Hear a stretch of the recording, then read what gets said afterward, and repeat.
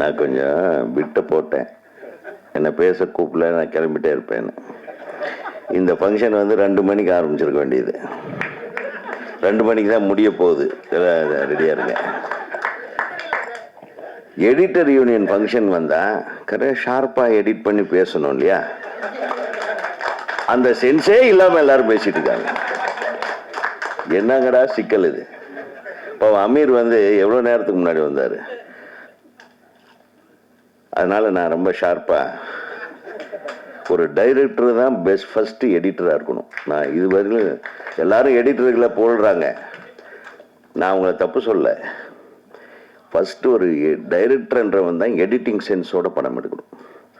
அப்படி எடுத்துட்டா எடிட்டருக்கு ஜாஸ்தி வேலை இல்லை. அப்புறம் ஒரு எடிட்டர்ன்றவன் ஒரு கிரியேட்டிவாக திங்க் பண்ணக்கூடிய ஆளாக இருக்கணும். ஒரு கதைன்னா என்ன, இந்த டைரக்டரோட கதையை, ஒன்லைனை, சீன்ஸை முதல்ல கேட்டுக்கணும். எத்தனை எடிட்டருக்கு கதை தெரியுது? இது நிறைய விஷயங்கள் இருக்குது. பேசினா நான் வந்து அப்புறம் யாருமே எடிட் பண்ண முடியாது, ரொம்ப நேரமாக பேச. ஆமாம், நீ ஒரு மேட்ரை போட்டியே. நான் முதல்ல திரைப்பட கல்லூரியில் படிக்கும்போது செகண்ட் இயரில் எனக்கு மூமேத்தா சார் எனக்கு வாத்தியார், கவிஞர் மூமேத்தா. அவர் வந்து, நீ என்ன டெய்லியுமா உங்களுக்கு ஷூட்டிங் இல்லை, 300 அடி எடுக்கிறது தான் செகண்ட் இயரில் வேலை. ஒரு 3 தடவை 300 அடி எடுப்போம், அது வரையிலும் வேலையே இல்லை சார். அப்படின்னு வா, நான் இன்னொருத்தர்கிட்ட சேர்த்து விட்றேன்ட்டு கொண்டு போய் எடிட்டர் வெள்ளைச்சாமி சார்கிட்ட சேர்த்து விட்டார். அந்த மனுஷன் ஒரு வாரத்துக்கு 4 படம் எடிட் பண்ணுவார். அவர் தூங்கி நான் பார்த்ததே இல்லை. ஒரு வெத்தலை பாக்க போட்டு அந்த இது பீடாவை போட்டு அப்படின்ட்டு வெடிய ஓட்டி நிறுத்துவார். அதாவது அந்த ஸ்டீன்பெக் கூட இல்லை, அதுக்கு முன்னாடி அம்மம்மா அந்த கையெல்லாம் பார்த்தீங்களா, அந்த விரலெல்லாம் அப்படியே காப்பு காய்ச்சிரும், அப்படியே மரன்னு இருக்கும். எடிட்டர்ன்றது எவ்வளவு கஷ்டமான வேலையாக இருந்தது, இன்னைக்கு எவ்வளவு சிம்பிள் ஆயிடுச்சு. இன்னைக்கு விரல் நுனியில் வந்துடுச்சு. அப்போ அவ்வளவு கஷ்டமா இருக்கும்போது எடிட்டர்ஸ் வேர் டேலண்டட். இன்னைக்கு இவ்வளவு ஈஸியா இருக்கும்போது எடிட்டர்ஸ் எல்லாத்தையும் சொல்லல, நிறைய பேருக்கு எடிட்டிங் தெரிய மாட்டேங்குது. சும்மா உங்களை புகழ்ந்துக்கிட்டே இருக்கிறதுக்கெல்லாம் நம்ம இங்கே வந்து உட்கார்ந்துட்டு இருக்கக்கூடாது. ஏதோ தேவையா நீ ஒரு பிட்டை போட்டு அவங்க எடிட்டருக்கு தான் முதல்ல அப்படின்னு சொன்னதுக்கு நான் வந்து இல்லை அவங்க வந்து அவங்க வீட்டுக்காரர் எவ்வளோ ஈஸியாக விட்டு கொடுத்துட்டாரு பாருங்க. அவர் எவ்வளோ பெரிய டைரக்டரு ராஜகுமார்னு, இவ்வளோ நல்ல மனிதர். அவரை விட்டுட்டு எடிட்டர் தான் வந்து முதல்ல நீங்க மேடையை தரணும். என்னங்க அது? ஐயோ, அதெல்லாம் இருக்கு. ஹார்ட் ஆகுது, பீட் ஆகுது ஃபர்ஸ்ட்.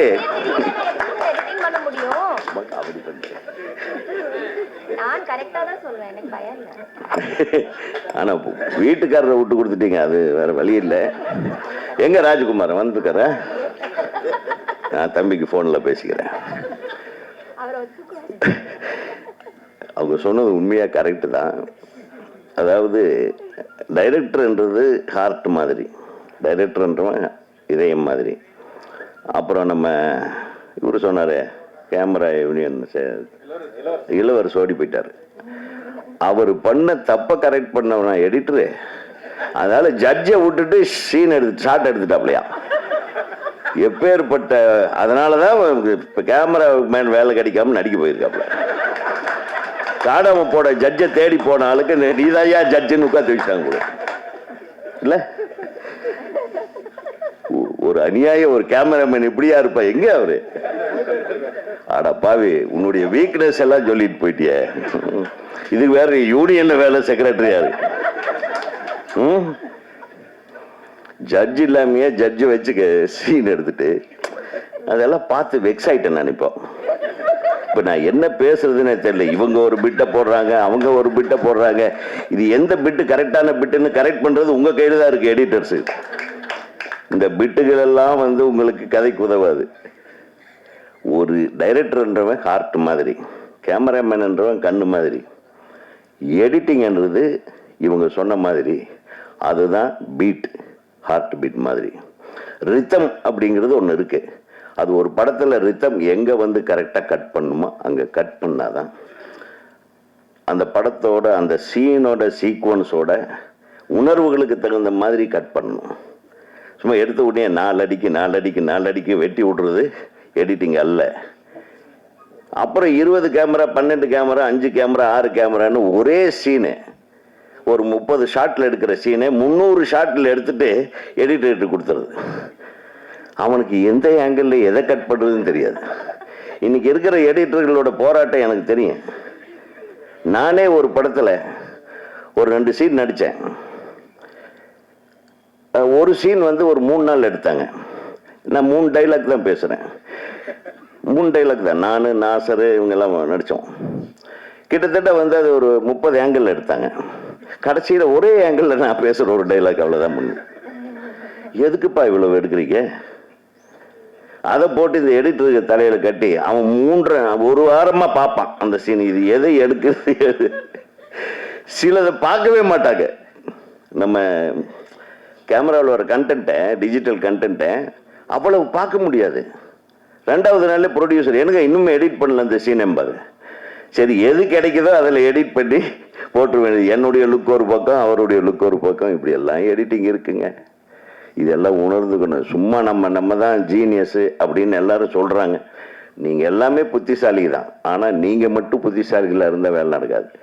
உங்களுக்கு கண்டென்ட் கொடுக்குற டைரக்டரும் புத்திசாலியாக இருக்கணும். அப்போ தான் எடிட்டருக்கு நல்ல பேர் வரும். ஸோ மெயின் மேட்ரு எங்கே? ஹார்ட்டு தான். ஹார்ட் இருந்தால் தான் கரெக்டாக உங்களுக்கு பல்ஸில் கட் பண்ண முடியும். அதே மாதிரி மியூசிக் டைரக்டர் ஒரு சார் சொன்னார், ஒரு மியூசிக், அதாவது எந்த மாதிரி மியூசிக்கு எப்படி எடிட் பண்ணணுன்றது தெரியணும். இந்த டஸ்ட்பின்னில் படுத்தவர்கிட்ட எல்லாம் சாரி என்ன பின் அது? பின்னு. அந்த பின்னு உண்மையிலும் நான் அந்த பின்னுக்கிட்ட ஒரு மாதிரி ஸ்மெல் வரும். ஏன்னா அந்த ஃபிலிமை கட் பண்ணி உள்ளே போட்டு அந்த துணியே ஒரு மாதிரி கெமிக்கல் வாசம் வரும். அதுக்குள்ளேயே ஒரு மனுஷன் படுத்திருக்கான அந்த கெமிக்கல் வாசம். நான் எடிட்டர் வெளிச்சாமி சார் ரூமில் தான் அதெல்லாம் இல்லை அந்த ஸ்மெல்லையும் படுத்துட்டு வந்ததுனால தான் இவர் இன்னைக்கு மணக்கிறார் நடிகரார்.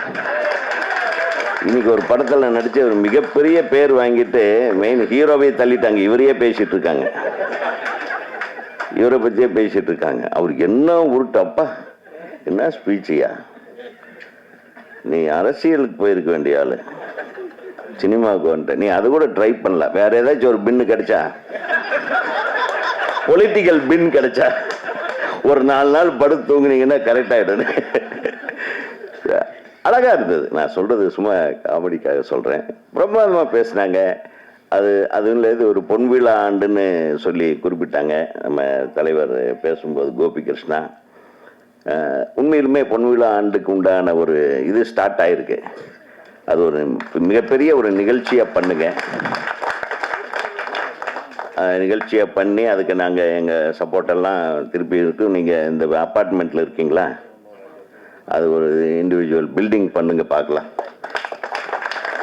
அந்த மாதிரி ஏதாச்சும் ஒரு முடிவு எடுத்து, அப்புறம் ஏற்கனவே இருந்த அசோக் மேத்தா சரியில்லை, அவர் சரியில்லை, இவர் சரியில்லைன்னெல்லாம் சொல்லாமல் அது அந்த இது விட்டு அவங்களையே ஒரு தலைவராக போட்டு அந்த குழுவுக்கு நீங்கள் தான் தலைவர்னு அவங்ககிட்ட வேலை வாங்குங்க.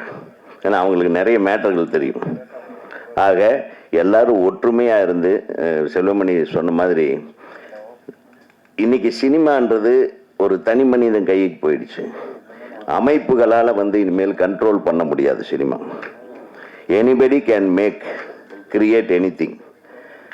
நானே ஒரு கேமரா வாங்கி, நானே 4 லைட் வாங்கி, நாலு பசங்களை ட்ரெயின் பண்ணி கூட்டிகிட்டு போய் படம் எடுக்கலாம். யாராலையும் நிறுத்த முடியாது.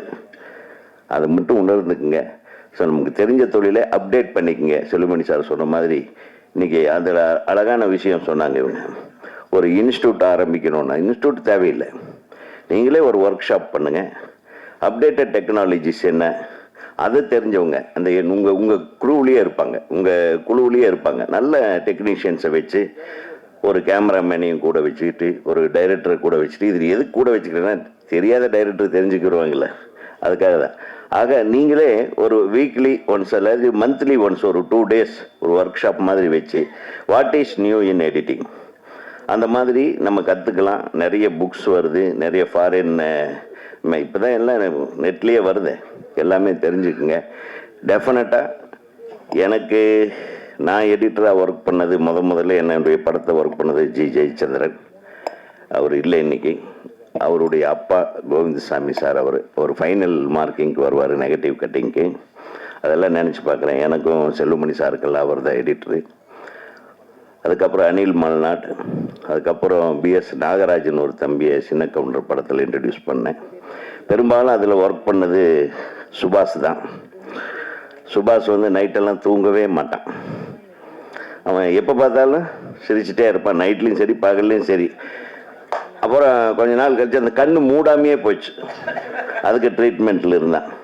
ஏண்டாண்ணே தூக்கம் கெட்டு அப்படியே கண்ணு மூடவே மாட்டேங்குது சார்ண்ணா. உண்மையா அந்த மாதிரிலாம் சின்சியராக ஒர்க் பண்ணவங்க பசங்க நம்ம. அப்புறம் அவரு எங்களோட ஒரு படம் எடிட்டராக அவரை நான் அறிமுகப்படுத்தியிருக்கேன். நானே கொஞ்சம் எடிட்டிங்கில் ரொம்ப இன்ட்ரெஸ்ட் தான். என்னுடைய பாட்டு ஒன்று சொல்கிறேன். முத்துமணி மாலையில் உன்னை தொட்டு தொட்டு தாளாட்டன்னு சொல்லிட்டு ஒரு சைலண்ட் பீஸ் வரும். அதுக்கு ஒரு 4 ஷாட்டு ரித்தமில் கட் பண்ணி போட்டிருந்தோம். அதுக்கப்புறம் ஒரு 4-5 நாள் கழித்து பாலு மகேந்திரா சார் திரும்பி அவர் நான் வரும்போது எனக்கு ஒரு உதவி இங்கே வாங்க அப்படின்னா, என்ன சார் அப்படி நான் கட்டிப்பிடிச்சி, என்னையா எடிட்டிங்கன்னு. சார் என்ன சார்ன்னு, அந்த சைலண்ட்டுக்கு போட்ட ஷாட்டு பாரு எக்ஸலண்ட் அப்படின்னு என்னை கட்டிப்பிடிச்சி. சார் நான் இல்லை சார், நான் சொன்னேன் இது ஒரு 4 சைலண்ட் கட் பண்ணுங்கடான்னு. பசங்க தான் பண்ணாங்க, நான் பெரிய அறிவாளி கிடையாது. பட் இருந்தாலும் அங்கே ஒரு இயக்குனரை தூக்கி நிறுத்துறது ஒரு எடிட்டர் தான் என்று சொல்லி நீங்கள் என்றும் வாழ்க. இன்று பதவியேற்றிருக்கும் பழனியப்பன், ரவிச்சந்திரன், கோபி கிருஷ்ணா, கௌதமன், சங்கர், கோபாலகிருஷ்ணன், சாபு, ஜோசப், எம் சங்கர் மற்றும் அனைத்து செயற்குழு உறுப்பினர்கள் வாழ்க வளமுடன், மிகச்சிறப்பாக செயல்படுங்கள் என்று கூறி வாழ்த்து சொல்லி தமிழ்நாடு திரைப்பட இயக்குனர்கள் சங்கத்தின் சார்பாக உங்களுக்கு நல்வாழ்த்துக்களை சொல்லி விடைபெறுகிறேன். வணக்கம்.